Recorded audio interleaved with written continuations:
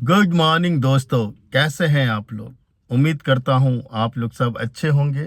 आज ये मेरे वीडियो का 5वां पार्ट है और आज इसमें हम सीखेंगे कि हमें कौन सा सब्जेक्ट पढ़ाना चाहिए।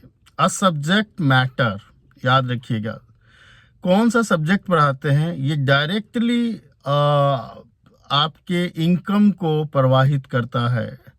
प्रवाहित नहीं, प्रभावित करता है।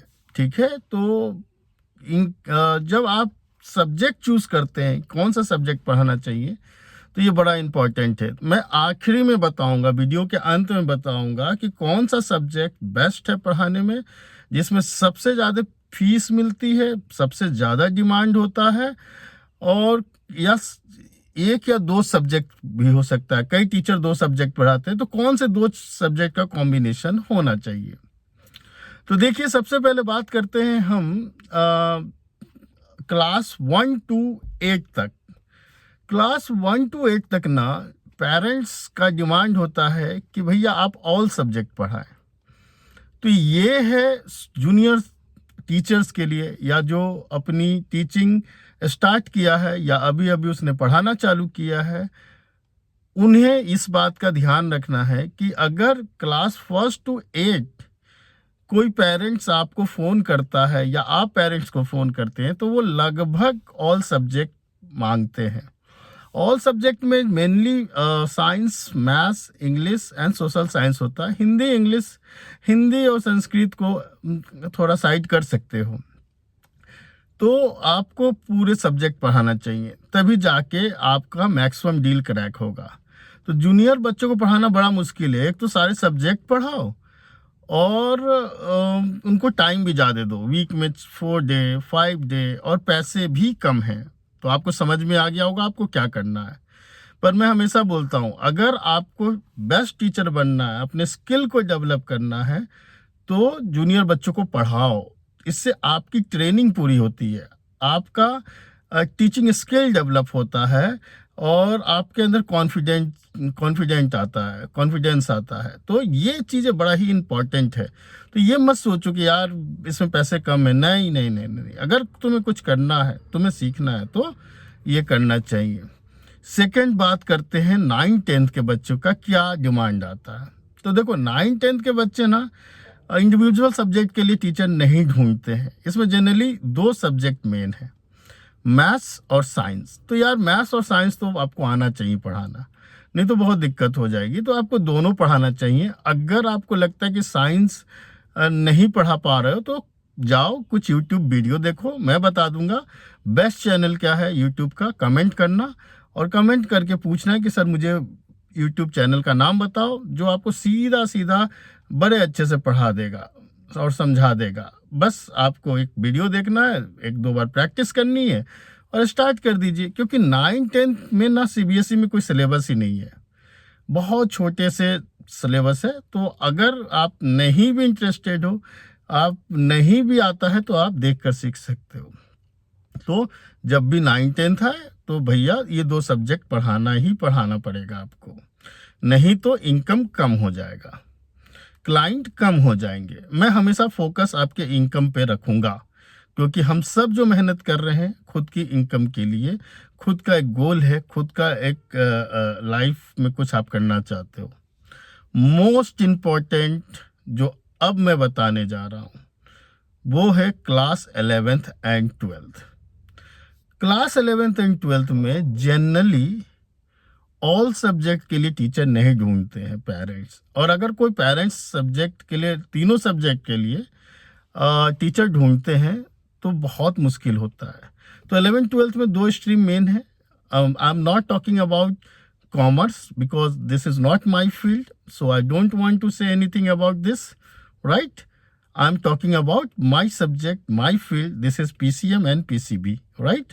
तो पीसीएम और पीसीबी जब पढ़ाना हो ना, तो इंडिविजुअल सब्जेक्ट के टीचर मांगे जाते हैं। अब टीचर कितने तरह के होते हैं?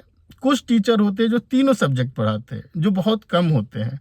और मैं सच बताऊं, आज तक का मेरा एक्सपीरियंस है, जो तीनों सब्जेक्ट पढ़ा रहे हैं ना, वो पेरेंट्स को बेवकूफ बना रहे हैं।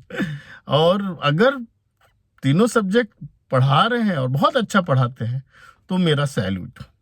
तो जो टीचर तीनों सब्जेक्ट पढ़ाते हैं प्लीज़ कमेंट कीजिए और मुझे बहुत अच्छा लगेगा और आप लोगों को मेरा सैल्यूट है। दूसरी बात, कुछ टीचर ना दो सब्जेक्ट का कॉम्बिनेशन पढ़ाते हैं, like physics maths, like chemistry bio. कुछ लोग केमिस्ट्री और फिजिक्स पढ़ाते हैं, तो दो सब्जेक्ट वाला भी टीचर रहता है और उनको इसका बेनिफिट मिलता है, राइट। पेरेंट्स को दो जगह फीस देने से अच्छा आपको दे दे, पर अच्छा पढ़ाना है, ये मोस्ट इम्पोर्टेंट है। और आपको अगर किसी टॉपिक किसी सब्जेक्ट में दिक्कत है तो आप मुझे कमेंट कीजिए, मैं आपको चैनल का नाम, यूट्यूब चैनल का नाम सजेस्ट कर दूंगा। आप जाइए, उसको देखिए और सीखिए, सब कुछ बढ़िया होगा, कोई भी टेंशन नहीं है। अब सबसे बेस्ट कॉम्बिनेशन क्या होता है, सबसे ज़्यादा इनकम देने वाला सब्जेक्ट क्या होता है, और किस किस सब्जेक्ट के ड्रॉबैक्स हैं, किस किस सब्जेक्ट के फ़ायदे हैं। देखो, जो मोस्ट डिमांडेड सब्जेक्ट है इंडिया में वो है मैथ्स, राइट। तो मैथ्स का डिमांड भी है और सप्लाई भी है, मतलब मैथ्स पढ़ाने वाले टीचर खूब मिलेंगे और डिमांड भी है। इस चक्कर में प्राइस थोड़ा सा नॉर्मल रहता है। मैं एक्सपीरियंस टीचर की बात नहीं करता हूँ, जो एक्सपीरियंस टीचर होते हैं किसी रेफरेंस के थ्रू जाते हैं उनको तो अच्छा पैसा मिल जाता है, पर नए लोगों के लिए बड़ा ही फील्ड में स्ट्रगल है, क्योंकि सब मैथ्स पढ़ाते हैं और डिमांड भी खूब है और डिमांड सप्लाई दोनों सेम है, तो प्राइस थोड़ा बढ़ नहीं पाता है। ये बहुत सिंपल सा कॉन्सेप्ट है बिजनेस का। तो मैथ्स पढ़ाते तो बहुत अच्छा। केमिस्ट्री और फिजिक्स, तो फिजिक्स का तो जलवा है।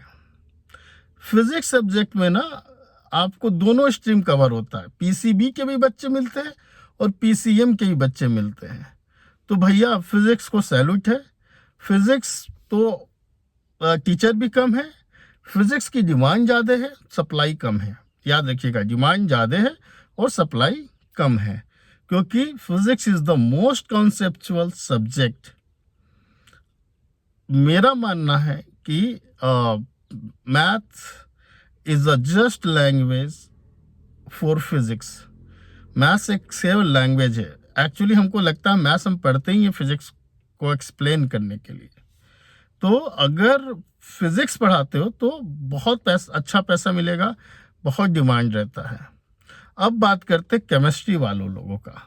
तो केमिस्ट्री वालों के साथ बड़ा दुख है यार, दोनों ना पीसीबी वाले भी और पीसीएम वाले भी केमिस्ट्री को इग्नोर कर देते हैं। उनको लगता है इजी है, पढ़ लेंगे, हो जाएगा, पहले मैथ्स कर लें, फिजिक्स कर लें। इस चक्कर में ना सेशन के शुरुआत में ना इन सब्जेक्ट का डिमांड बहुत कम रहता है, मतलब डिमांड कम और इसमें टीचर भी कम रहते हैं, मतलब सप्लाई भी कम है और डिमांड भी कम है, राइट। लेकिन सेशन जैसे जैसे आगे बढ़ता है तो बच्चों को रियलाइज होता है यार फिजिक्स केमिस्ट्री मैथ तो ठीक है, केमिस्ट्री छूटता जा रहा है। तो फिर केमिस्ट्री की डिमांड बढ़ती है और जो बढ़ती है तो फिर खतरनाक तरीके से बढ़ती है। तो केमिस्ट्री वाला टीचर जो है ना वो सेशन के आखिरी में सब साल भर का इनकम कवर कर सकता है, कर लेता है। तो केमिस्ट्री पढ़ा रहे हो तो यार थोड़ा सा धैर्य रखो। सेशन के शुरुआत में थोड़ी दिक्कत आएगी, लेकिन बाद में तुम्हारा बल्ले बल्ले है। और जम के पैसे लो, आखिरी में जो बच्चे आते हैं ना तो फिर जम के पैसे लो, कोई पैसे में कमी नहीं करो, क्योंकि पेरेंट्स बहुत समझदार होते हैं। वो साल भर का कोर्स आपसे करवाएंगे, वो साल भर दूसरे बड़े बड़ी कोचिंग में भेजेंगे। बच्चा तो नालायक निकल जाता है, 90% बच्चे नालायक होते हैं। तो फिर वो आपसे पूरा सब्जेक्ट पढ़वाते हैं और पैसे देने में भी थोड़ा उनको बड़ी परेशानी होती है। कोचिंग में जाके वो बहुत सारे पैसे दे देंगे पर आपको देने में परेशानी होती है। तो ये दूसरी टॉपिक है, इस पर कभी और बात करेंगे। उसके बाद कॉम्बिनेशन की बात कर लेते हैं। तो भाई दो सब्जेक्ट पढ़ाओगे तो ऑब्वियसली तुम्हें अच्छा पैसा मिलेगा और अच्छी डिमांड रहेगी, पर which combination is best? Physics, maths, bio chemistry या केमिस्ट्री एंड फिजिक्स? तो भाई केमिस्ट्री एंड फिजिक्स तो बहुत ही अच्छा है, मतलब बड़ा बल्ले बल्ले है, पैसा मिलेगा, खुश रहोगे। लेकिन वो बेस्ट कॉम्बिनेशन है वो फिजिक्स और मैथ्स का। और मैं भी फिजिक्स और मैथ्स ही पढ़ाता हूँ, पैसों के लिए नहीं चालू किया था, मुझे मज़ा आता है, मुझे इन सब्जेक्ट से बहुत प्यार है। तुमने देखा तो होगा ना वो कोटा में केमिस्ट्री के बारे में उस बच्चे का क्या विचार है। एक्सेप्शंस का भी एक्सेप्शंस होता है, तो ये बड़ा लफड़ा है केमिस्ट्री में। तो मुझे थोड़ा कम पसंद है। तो फिजिक्स और मैथ्स पढ़ाते हो तो क्या मैंने बताया था, मैथ्स डिमांड भी है, सप्लाई भी है, और फिजिक्स क्या है, लेस मैक्सिमम डिमांड और लेस सप्लाई। तो भैया इस कॉम्बिनेशन में बेस्ट पैसे मिलते हैं, बेस्ट करियर अपॉर्चुनिटी है और खूब अर्निंग होती है, राइट। तो इस सब्जेक्ट, दो सब्जेक्ट का कॉम्बिनेशन अगर रखते हो तो बहुत ही अच्छा है। तो मुझे लगता है कि यहाँ तक वीडियो में अगर हो तो आपको समझ में आ गया है कि क्या पढ़ाना चाहिए और किसको पढ़ाने में ज़्यादा फायदा है, राइट। अब आप कमेंट करके लिखो आप क्या पढ़ाते हो, सब्जेक्ट लिखो, और जो कौन कौन तीनों सब्जेक्ट पढ़ाता है वो जरूर कमेंट करें। और किसी तरह की हेल्प की ज़रूरत है, किस यूट्यूब चैनल को फॉलो करके आप जल्दी से जल्दी एक रिवीजन कर लोगे, शॉर्ट रिवीजन कर लोगे, या कुछ समझना हो किसी टॉपिक में, तो कौन से चैनल अच्छे हैं जो आपका टाइम ख़राब नहीं करते हैं, तो आप कमेंट करना, मैं आपको ज़रूर बताऊंगा। और एक ख़ास बात, आपको ना जो मेरा नेक्स्ट वीडियो होगा, छठा वीडियो जो होगा, वो हमारा टॉपिक होगा कि कैसे आप ना गर्ल्स स्टूडेंट को पढ़ाएं। Be careful while you teach girls student. This is amazing video. This video बहुत ही अमेजिंग होगा, इसमें बहुत कुछ सीखने को मिलेगा। और मैंने क्यों बोला बी केयरफुल, मतलब आपको इसमें थोड़ा सा सावधान भी रहना है, क्या क्या दिक्कत हो सकती है, क्या क्या प्रॉब्लम हो सकती है, ये मैं आपको बताऊंगा। और इन चीज़ों का बहुत ज़्यादा ध्यान रखना तुम। तो अगर ये वीडियो अगर आप देख रहे हो तो नेक्स्ट वीडियो वो है, आप उसको ज़रूर देखिएगा और आपको बहुत मज़ा आएगा। ओके बच्चों, आज के लिए इतना ही रखते हैं। कोई डाउट हो, कोई दिक्कत हो तो आप कॉल कीजिए, मैसेज कीजिए, मैं हमेशा आपके साथ हूँ। और अगर आप सब्सक्राइब करते हो चैनल, कमेंट करते हो, लाइक करते हो, तो छोटे भाई बहनों, थैंक यू वेरी मच। मैं आपका सदा आभारी रहूँगा। I am always thanksful for you. Bye bye, take care, bye.